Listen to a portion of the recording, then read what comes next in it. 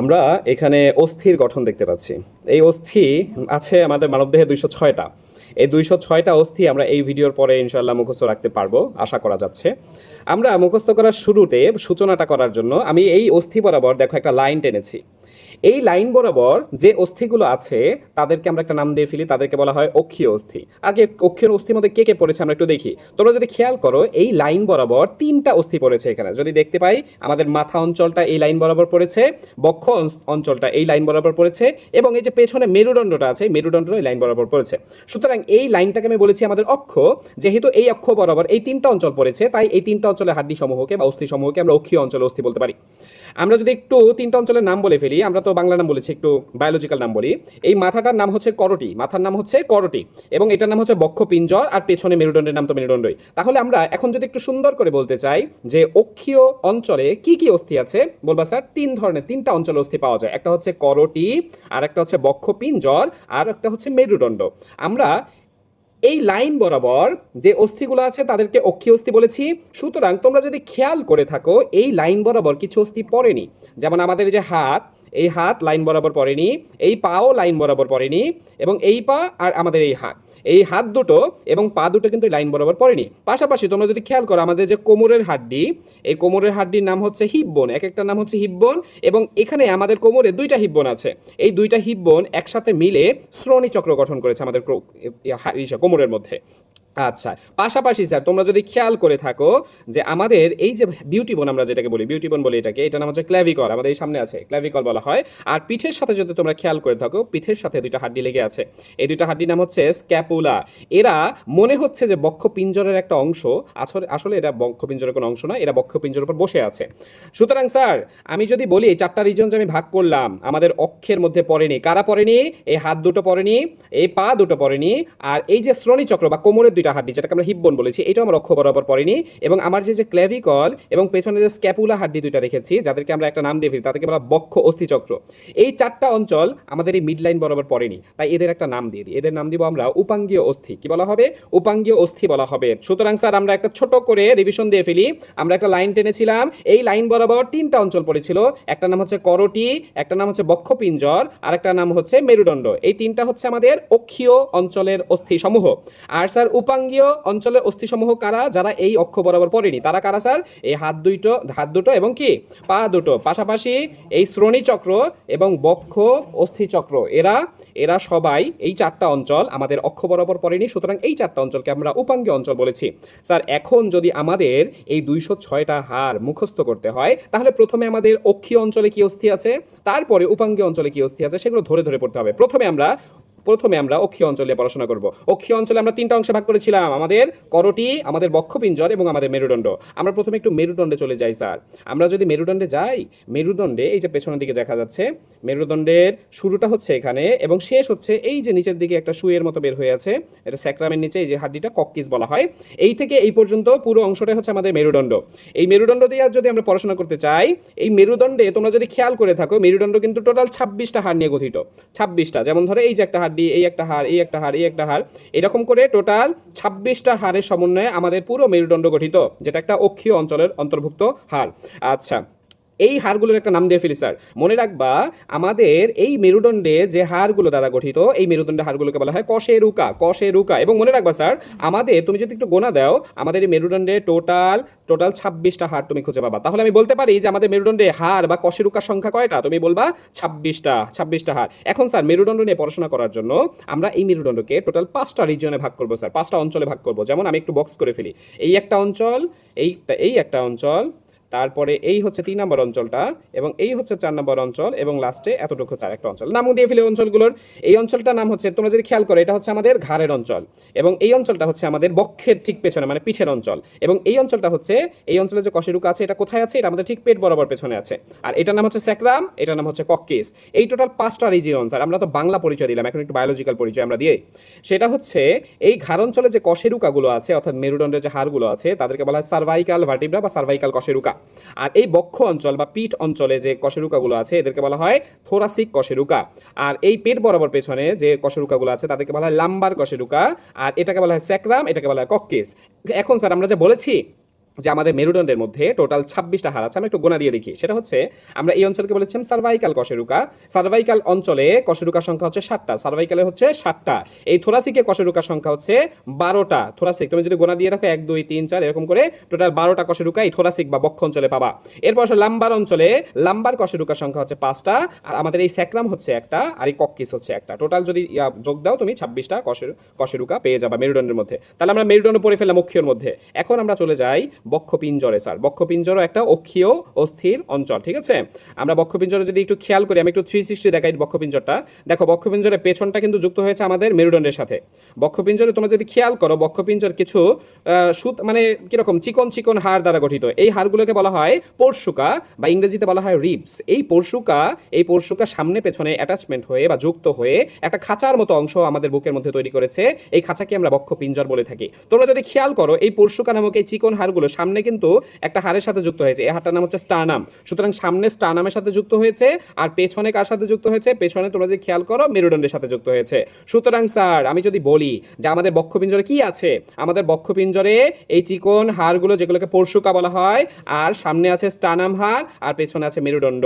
অর্থাৎ এই পরশুকাগুলো সামনে স্টার্নামের সাথে এবং পেছনে মেরুদণ্ডের সাথে যুক্ত হয়ে যে খাঁচার মতো গঠনটা তৈরি করেছে আমাদের আমাদের দেহের মধ্যে, এটাকে বলা হয় বক্ষপিঞ্জর।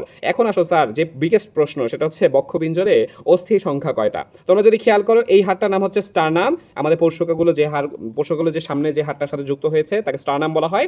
এই স্টার্নাম অঞ্চল, এই স্টার্নাম হচ্ছে একটা হাড়, এবং স্টার্নাম থেকে এই ডানে বামে পরশুকা চলে গেছে। মনে রাখবা আমাদের এই বাম সাইডে পরশুকা সংখ্যা আছে 12টা, আর এই ডান সাইডে পরশুকা সংখ্যা আছে 12টা। সুতরাং স্যার 12 12 24, আর সামনে স্টার্নাম কয়টা হলো? 25। এই 25টা হাড় থাকে হচ্ছে আমাদের বক্ষ পিঞ্জরে। সুতরাং স্যার আমরা অক্ষীয়র মধ্যে আমরা 3টা অঞ্চলের কথা বলেছিলাম, একটা হচ্ছে করটি, একটা হচ্ছে বক্ষ পিঞ্জর, আর একটা হচ্ছে মেরুদণ্ড। তার মধ্যে আমরা মেরুদণ্ডটা পড়ে ফেলেছি আর বক্ষ পিঞ্জরটা পড়ে ফেলেছি। আমরা বলেছি মেরুদণ্ডের মধ্যে হাড় বা কশেরুকা সংখ্যা হচ্ছে 26টি, এবং বক্ষ পিঞ্জরে টোটাল অস্থি সংখ্যা হচ্ছে 25টি। এখন আসো অক্ষীয়র যে লাস্ট যে অঞ্চল, সেটা হচ্ছে আমাদের করটি। একটা জিনিস মনে রাখবা স্যার, আমাদের এই অঞ্চলটা হচ্ছে আমাদের মুখমণ্ডল, এবং তোমরা যদি খেয়াল করো এই অঞ্চলটাকে কিন্তু আমরা বাংলায় মাথার খুলি বলে থাকি। অর্থাৎ করটির এই পুরোটা হচ্ছে করটি। অর্থাৎ এই করটির যে অংশটা আমাদের মস্তিষ্ককে আবৃত করে রাখে, সেই অংশটাকে বলা হয় করটিকা বলা হয়। তার মানে স্যার আমি যদি বলি আমাদের এই পুরো মুখমণ্ডলটা হচ্ছে করটি, এই পুরো করটি থেকে যদি এই মুখমণ্ডল অঞ্চলটা ফেসটা যদি বাদ দাও, তাহলে যে অঞ্চলটা থাকবে সেটা হচ্ছে আমাদের করটিকা। সুতরাং স্যার আমি আরেকটু লাস্ট ফিনিশিং দেই, এই পুরোটাকে বলা হয় করটি। এই করটি থেকে যদি এই মুখমণ্ডল অঞ্চলটা বাদ দিয়ে ফেলো, তাহলে যে অংশটা অবশিষ্ট থাকে এই অঞ্চলটার নাম হচ্ছে করটিকা। আচ্ছা, তাহলে স্যার আমি যদি পুরো করটি নিয়ে পড়াশোনা করতে চাই, আমাদের 2টা অঞ্চল পড়তে হবে, একটা হচ্ছে করটিকা আর একটা হচ্ছে মুখমণ্ডল। আমরা করটিকা নিয়ে একটু পড়াশোনা করি স্যার। করটিকার মধ্যে টোটাল 8টা হাড় থাকে, 8টা অস্থি থাকে। আমরা একটু গোনা দিই, সেটা হচ্ছে এইটা হচ্ছে আমাদের ফ্রন্টাল অস্থি, দেখা যাচ্ছে কিনা? এই কপাল গঠনকারী, তোমাদের একটা মেডিকেল এমসিকিউ আসে যে কপাল গঠনকারী অস্থি কোনটা, সেটা হচ্ছে ফ্রন্টাল অস্থি। তোমরা যদি খেয়াল করে থাকো, ফ্রন্টালের ঠিক উপরের দিকে, মানে ঠিক এই জায়গাটায় উপরের দিকে 2টা অস্থি দেখো জয়েন্ট হয়েছে। এই 2টা অস্থিকে বলা হয় প্যারাইটাল অস্থি, এই 2টাকে বলা হয় প্যারাইটাল অস্থি। সুতরাং এইটা হচ্ছে আমাদের ফ্রন্টাল অস্থি, আর এই 2টা হচ্ছে আমাদের প্যারাইটাল অস্থি। দেখো প্যারাইটাল অস্থি এক্সটেনশনটা কোথা থেকে, এই যে বাম সাইডটা আমি দেখাচ্ছি, তোমরা যে বাম সাইড দেখো, তাহলে এই থেকে এই পুরোটা আমাদের হচ্ছে করটি, আমাদের প্যারাইটাল অস্থি, ঠিক আছে? তাহলে আমরা এটা হচ্ছে আমাদের কপাল গঠনকারী অস্থি, যেটা হচ্ছে ফ্রন্টাল, আর তার ঠিক ওপরের দিকে আছে প্যারাইটাল অস্থি। এখন আসে এই কানের সাইডে 2টা অস্থি থাকে। এই অস্থিটার নাম হচ্ছে টেম্পোরাল অস্থি। দেখো টেম্পোরাল অস্থি দেখা যায়, এইটা তাহলে আমাদের ফ্রন্টাল, এটা হচ্ছে আমাদের প্যারাইটাল, আর এটা হচ্ছে আমাদের টেম্পোরাল। এবং দেখো 2টা টেম্পোরাল এবং প্যারাইটালের মাঝখানে আর একটা অস্থি একদম পেছনে, আমাদের মাথার পেছনে যে অস্থিটা, এই অস্থিটাকে বলা হয় অক্সিপিটাল অস্থি। তোমরা যদি খেয়াল করে থাকো, আমাদের মেরুদণ্ড কিন্তু এই অক্সিপিটাল অস্থির সাথে যুক্ত হয়েছে, আমার পেছনে এই অক্সিপিটাল অস্থির সাথে যুক্ত হয়েছে। সুতরাং স্যার আমরা করটিকার মধ্যে কি কি অস্থি পেলাম? আমরা আবার শুরু থেকে আসি। এই হলো আমাদের পুরো করটির মধ্যে মাথার খুলি গঠনকারী যে অস্থিগুলো তাদেরকে বলা হয় করটিকা। এই করটিকার মধ্যে কি কি অস্থি আছে? এটা হচ্ছে ফ্রন্টাল অস্থি, এই 2টা হচ্ছে প্যারাইটাল অস্থি, তারপর সাইডে কি ছিল? এটা হচ্ছে আমাদের টেম্পোরাল অস্থি, আর পেছনে যেটা আছে, পেছনে এটাকে বলা হয় অক্সিপিটাল অস্থি। এই হাড়ের সমন্বয়ে আমাদের করটিকা গঠিত। এরপর আসো মুখমণ্ডল, আমরা করটি নিয়ে পড়ছিলাম, করটির মধ্যে করটিকা পড়ে ফেললাম, আর এখন আমরা মুখমণ্ডল নিয়ে পড়বো। স্যার মুখমণ্ডলের অস্থিগুলো কি কি আছে, যে আমরা যে গুরুত্বপূর্ণ অস্থিগুলো সেগুলো আমরা দেখিনি। এই আমাদের নাকের এখানে যে দুইটা অস্থি থাকে, জানো দুইটা অস্থি থাকে, এই যে অস্থি দুটো। এবং এখানে মেডিকেল একটা এমসিকিউ আসে যে আয়াতাকার অস্থি কোনটি নিচের, তখন কিন্তু এটাকে বলা হয় ন্যাসাল অস্থি। নাকের অস্থি না, নাকের অস্থিকে ন্যাসাল অস্থি বলা হয়, তাহলে আয়াতাকার অস্থি হচ্ছে ন্যাসাল অস্থি, এটা আমাদের মুখমণ্ডলীয় অস্থি। তারপর যদি তুমি খেয়াল করো আমাদের নিম্নচোয়াল গঠনকারী অস্থি, এই যে অস্থিটা এটাকে বলা হয় ম্যান্ডিবল, এটাও কি একটা মুখমণ্ডলীয় অস্থি।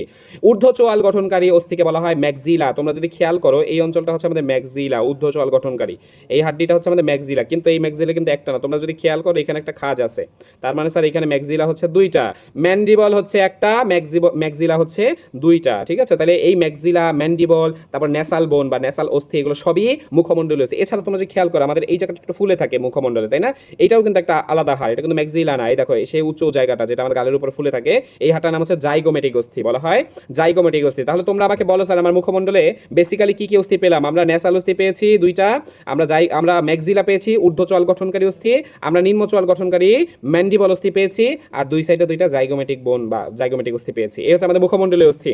তাহলে স্যার আমরা কি পড়লাম? আমরা মিড লাইন বরাবর ভাগ করেছিলাম আমাদের পুরো কঙ্কাল তন্ত্রকে। এই মিড লাইনের মধ্যে আমাদের করটি পড়েছিল, আমাদের বক্ষপিঞ্জর পড়েছিল, আমাদের মেরুদণ্ড পড়েছিল। তাই আমরা বলেছিলাম এই তিনটা অঞ্চল হচ্ছে অক্ষীয় অস্থি সমূহ। অক্ষীয় অস্থি সমূহের মধ্যে আমরা প্রথমে মেরুদণ্ড পড়ে ফেলেছি, তারপর বক্ষপিঞ্জর পড়ে ফেলেছি, আর তারপর আমরা করটি পড়েছি। করটিকে আমরা দুই ভাগে ভাগ করে পড়েছি, একটা হচ্ছে করটিকা যেখানে 8টা অস্থি থাকে, আর হচ্ছে মুখমণ্ডল যেখানে 14টা অস্থি থাকে। তাহলে করটিকা 8টা অস্থি, মুখমণ্ডল হচ্ছে 14টা অস্থি ছিল, ঠিক আছে। আচ্ছা, এখন আসো স্যার, আমরা বলেছিলাম আমাদের এই মিড লাইন বরাবর যে অস্থিগুলো পড়েনি তাদেরকে উপাঙ্গীয় অস্থি বলা হয়। এবং তোমরা যদি খেয়াল করে থাকো আমার এই যে সামনে যে বিউটি বোন বা ক্লেভিকল এটা পড়েনি, পেছনে পিঠে যে স্ক্যাপুলা ছিল এই স্ক্যাপুলাও কিন্তু আমাদের এই অক্ষীয়র মধ্যে পড়েনি। তা এই দুইটাকে একসাথে বলা হয় বক্ষ অস্থি চক্র। তার মানে স্যার বক্ষ পিঞ্জরটা হচ্ছে অক্ষীয়, কিন্তু বক্ষ অস্থিচক্র কিন্তু উপাঙ্গীয়। তাহলে বক্ষ অস্থিচক্র আছে উপাঙ্গীয়র মধ্যে, আমাদের দুইটা হাত আছে উপাঙ্গীয় অস্থির মধ্যে, আমাদের শ্রোণী চক্রটা আছে উপাঙ্গীয় অস্থির মধ্যে, আর আমাদের পা দুটো আছে উপাঙ্গীয় অস্থির মধ্যে। এই তাহলে আমরা তো অক্ষীয় পড়ে ফেলেছি, এখন আমরা উপাঙ্গীয় অস্থি নিয়ে পড়াশোনা করব। উপাঙ্গীয় অস্থি নিয়ে যদি পড়াশোনা করতে হয় আমরা প্রথমেই হাত নিয়ে একটু পড়াশোনা, হাত না, আগে একটু সহজ জায়গায় যাই। আমরা প্রথমে বক্ষ অস্থিচক্র নিয়ে কথা বলবো। স্যার বক্ষ অস্থিচক্র কোনটা? আমাদের এই সামনের দিকে ক্লেভিকল, আর এই যে পিঠের দিকে পেছনের দিকে যে দুইটা ত্রিকোণাকার চ্যাপ্টা অস্থি দেখা যাচ্ছে এই দুইটাকে স্ক্যাপুলা বলা হয়। এই স্ক্যাপুলা এবং সামনের দিকে এই ক্লেভিকল দুইটা একসাথে বলা হয় বক্ষ অস্থিচক্র, যেটা হচ্ছে আমাদের উপাঙ্গীয় অস্থির অন্তর্ভুক্ত। তাহলে স্যার উপাঙ্গীয় অস্থির মধ্যে বক্ষ অস্থিচক্র কয়টা আছে স্যার? দুইটা, চারটা আছে, এটা মনে রাখবো। তাহলে একটা অঞ্চল শেষ হয়ে গেল। এরপর আরেকটা সহজ অঞ্চল আমরা শেষ করে ফেলেছি। আমরা বলেছিলাম যে আমাদের এই শ্রোণী চক্রটা কিন্তু অক্ষীর মধ্যে পড়ে নাই। এই শ্রোণী চক্রের মধ্যে দুইটা হাড় থাকে, এই হাড়গুলো বলা হয় হিপবোন বলা হয়, হিপবোন বলা হয়। এই একটা হিপবোন এবং এই হচ্ছে দ্বিতীয় হিপবোন। এই দুইটা হিপবোনের সমন্বয়ে আমাদের শ্রোণী চক্র গঠিত, যেটা অক্ষীয়র মধ্যে পড়ে নাই, যেটা উপাঙ্গীয় অস্থির অন্তর্ভুক্ত। পেয়েছি? তাহলে আমরা উপাঙ্গীয়র মধ্যে চারটার মধ্যে আমরা পড়েছিলাম অক্ষীয় 3টা, উপাঙ্গীয় অস্থি সমূহ হচ্ছে 4টা, তার মধ্যে আমরা বক্ষ অস্থিচক্র এবং হিপবোন পড়ে ফেলেছি। এখন আমরা হাত আর পা পড়বো, হাত পা পড়লেই আমাদের শেষ হয়ে যাবে। এবার আসো হাতটা একটু মনোযোগ দিয়ে আমরা পড়ি। মনে রাখবা আমাদের একটা হাতের মধ্যে, এই আগে বলে নাও হাতটা কি অক্ষীয় নাকি উপাঙ্গীয়? হাত হচ্ছে উপাঙ্গীয়। আচ্ছা, এই হাতের মধ্যে মনে রাখবা আমাদের এক হাত বা এক বাহুর মধ্যেই অস্থি আছে প্রায় 30টা না 30টা অস্থি থাকে। 30টা অস্থি কোথায় আমরা খুঁজে বের করব? শোনো, প্রথম অস্থিতে যাই। আমাদের এই লম্বা অস্থিটার নাম হচ্ছে হিউমেরাস, এবং হিউমেরাসের পরে যে হাড় দুইটা দেখা যাচ্ছে অর্থাৎ আমাদের কনু থেকে কবজি পর্যন্ত এই দুইটাকে বলা হয় রেডিয়াস এবং আলনা। স্যার আমরা বলেছি আমাদের হাতের মধ্যে 30টা অস্থি থাকে, কিন্তু আমরা দেখলাম যে এতদূর পর্যন্ত মাত্র 3টা পেয়েছি, একটা হিউমেরাস, এটা রেডিয়াস, এটা আলনা, এই 3টা পেয়েছি। তার মানে স্যার এখনো 27টা বাকি। মনে রাখবা স্যার আমাদের কবজি থেকে হাত পর্যন্তই অস্থি আছে 27টা, আমরা গুনে দেখবো স্যার। মনে রাখবা আমাদের এই যে কবজি, এই কবজির মধ্যে 8টা অস্থি থাকে। কয়টা অস্থি? 8টা অস্থি থাকে। তোমরা যদি দেখো এই 8টা অস্থি, এগুলোকে বলা হয় কার্পাল। এই অস্থিগুলোকে বলা হয় কার্পাল। তার মানে স্যার তোমাদের মেডিকেল একটা এমসিকিউ আসে যে আমাদের কবজি গঠনকারী অস্থির নাম কি, সেটা হচ্ছে কার্পাল। এবং 2 নম্বর এইচএসসি এমসিকিউ যেটা আসে সেটা হচ্ছে কার্পাল অস্থির সংখ্যা কয়টা? স্যার 8টা পেলাম। 8টা আছে, তোমরা গোনা দিলে 8টা পাবা। আমি একটু গুনে দেখাই তারপরে তোমাদের। এই হচ্ছে 1 নম্বর অস্থিটা, এই হচ্ছে 2 নম্বর অস্থিটা, এই হলো 3 নম্বর, 4 নম্বর, 5 নম্বর, 6 নম্বর, 7 নম্বর, 8 নম্বরটা পেছনে পড়ে গেছে, ঠিক আছে। টোটাল 8টা অস্থি আছে। এরপর যদি তোমরা খেয়াল করো আমাদের এই কবজির পরে ঠিক আঙ্গুল শুরু হওয়ার আগে এই যে এখানে কিছু অস্থি থাকে, এগুলোকে বলা হয় মেটাকার্পাল। তাহলে স্যার কার্পাল এখানে থাকে, আর এই অঞ্চলটাকে বলা হয় মেটাকার্পাল কয়টা থাকে স্যার? আমাদের আঙ্গুল যে কয়টা, আমাদের মেটাকার্পালও সেটা। দেখো তুমি যদি খেয়াল করো এই যে মেটাকার্পালটা দেখা যাচ্ছে, ঠিক আছে। মেটাকার্পালও 5টা, তাহলে মেটাকার্পাল 5টা। আচ্ছা, তোমাদের একটা কথা আসে যে আমাদের কবজি গঠনকারী অস্থি হচ্ছে কার্পাল, কিন্তু হাতের করতল বা তালু গঠনকারী অস্থি কোনটা, সেটা হচ্ছে মেটাকার্পাল। মেটাকার্পাল সংখ্যা কয়টা স্যার? আঙ্গুল যে কয়টা সে কয়টা মেটাকার্পাল কয়টা? 5টা। তাহলে স্যার কার্পাল হচ্ছে 8টা, মেটাকার্পাল হচ্ছে 5টা। মেটাকার্পাল এখানে কোথায় আছে? আমি একটু হাতটা এঁকে দেখাই তোমাদের। তোমরা যে খেয়াল করো, এই হচ্ছে আমাদের হাত, আমরা হাতটা এঁকে নিচ্ছি। এই হাতে কবজি থেকে আঙ্গুলের আগ পর্যন্ত যে অস্থি তাকে বলা হয় মেটাকার্পাল। অর্থাৎ স্যার এই অঞ্চলে 8টা অস্থি, এটাকে বলা হয় কার্পাল। এই যে আমাদের মেটাকার্পাল 5টা, 1 2 3 4 5, এই 5টা হচ্ছে আমাদের মেটাকার্পাল। আর বাকি যে অস্থি দেখা যাচ্ছে, অর্থাৎ এই যে বৃদ্ধাঙ্গুল আমাদের 2টা অস্থি, তারপরে এই যে আমাদের বাকি আঙ্গুলগুলো তো কয়টা করে? 3টা করে অস্থি আছে। তোমরা খেয়াল করো, 3টা করে অস্থি থাকে এক একটা, হ্যাঁ 3টা করে অস্থি, এগুলোকে বলা হয় ফ্যালাঞ্জেস। কি বলা হয়? ফ্যালাঞ্জেস বলা হয়। তাহলে স্যার আমাদের আঙ্গুল গঠনকারী অস্থিগুলোকে বলা হয় ফ্যালাঞ্জেস, ফ্যালাঞ্জেস বলা হয়। তাহলে স্যার আমরা আবার একটু বলি, কবজি গঠনকারী অস্থি হচ্ছে কার্পাল, তারপরে এখানে করতল বা হাতের তালু গঠনকারী অস্থির নাম হচ্ছে মেটাকার্পাল, আর আঙ্গুল গঠনকারী অস্থির নাম হচ্ছে ফ্যালাঞ্জেস। ফ্যালাঞ্জেস কয়টা স্যার? বৃদ্ধাঙ্গুলে 2টা, বাকি আঙ্গুলে 3টা করে, টোটাল 14টা থাকে, টোটাল 14টা। তাহলে আঙ্গুল গঠনকারী অস্থি ফ্যালাঞ্জেসের সংখ্যা হচ্ছে 14টা, মেটাকার্পালের সংখ্যা হচ্ছে 5টা, কার্পালের সংখ্যা হচ্ছে 8টা। এই টোটাল 27টা, এবং রেডিয়াস আলনা 29টা হলো, আর হিউমেরাস একটা, টোটাল 30টা থাকে এক বাহুতে। তাহলে তোমরা আমাকে বলো স্যার আমাদের হাত হচ্ছে 2টা, তাহলে এক হাতের মধ্যে যদি 30টা হাড় থাকে, তাহলে দুই হাতের মধ্যে টোটাল 7টা হাত থাকে, টোটাল 7টা হাত থাকে। আচ্ছা, এরপরে চলে যাই আমরা পায়ের দিকে। আমরা উপাঙ্গীয় বলেছিলাম, উপাঙ্গীয় অঞ্চল 4টা, উপাঙ্গীয় অঞ্চল 4টা। একটা হচ্ছে বক্ষ অস্থিচক্র, যেখানে আমার ক্লেভিকল স্ক্যাপুলা ছিল, আর একটা হচ্ছে শ্রোণী চক্র, যেখানে আমাদের 2টা হিপ বোন ছিল, আর 2টা হচ্ছে আমাদের হাত, আর হচ্ছে পা। তার মধ্যে আমরা 3টা অঞ্চল পড়ে ফেলেছি, আমাদের শুধু পা বাকি। আমরা একটু পায়ের দিকে চলে যাই। আমরা যদি হাত পারি তাহলে পা আমাদের জন্য কোনো বিষয় না। আমরা একটু দেখি পায়ের দিকে। পায়ের এই বড় হাড়টাকে বলা হয় ফিমার। কি বলা হয়? ফিমার বলা হয়। একটা মেডিকেল এমসিকিউ আসে, মানবদেহের সবচেয়ে বড় এবং শক্তিশালী অস্থির নাম কি? সেটা হচ্ছে ফিমার। আচ্ছা, এরপর চলো, ফিমারের নিচে 2টা হাড়, এটার নাম হচ্ছে টিবিয়া, এবং এই চিকনটার নাম হচ্ছে ফিবুলা। আচ্ছা, এরপরে আসো, সেটা হচ্ছে আমরা একটু পাটাকে উপর দিক থেকে দেখি। উপর দিক থেকে যদি দেখি, আমরা বলেছিলাম আমাদের কার্পাল কটা? কবজি গঠনকারী 8টা। সেইমভাবে এখানেও সেই ছোট ছোট হাড় থাকে। এই হাড় থাকে, আমাদের কার্পাল সংখ্যা হচ্ছে গিয়ে 8টা, কিন্তু এখানে হাড় থাকে হচ্ছে 7টা। এই 7টার নাম আমি বলিনি স্যার। আমাদের যেমন কবজি গঠনকারী নাম হচ্ছে কার্পাল, সেইমভাবে পায়ের এই হাড়গুলোর নাম হচ্ছে টার্সাল। এবং স্যার আমাদের এইখানে করতল গঠনকারী অস্থির নাম ছিল মেটাকার্পাল। সেই ম্যাচ পায়ের মধ্যে যে এই অস্থিগুলো আছে, এগুলোকে বলা হয় মেটাটার্সাল।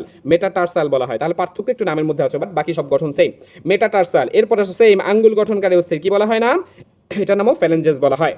তাহলে স্যার আমি একটু কথাগুলো সারি। আমরা বলেছিলাম হাতের সাথে কম্পেয়ার করি, হাতে এখানে 8টা কার্পাল অস্থি থাকে, এবং মেটাকার্পাল থেকে 5টা, ফ্যালেঞ্জেস থাকে 14টা। কিন্তু পায়ের যে সমস্যা, পায়ের মধ্যে মেটাটার্সাল আছে 5টা, আমাদের মেটাকার্পালের মতো, আর ফ্যালেঞ্জেসও আছে 14টা। আমাদের আঙ্গুল গঠনকারী, পায়ের আঙ্গুল গঠনকারী অস্থির নাম ফ্যালেঞ্জেস।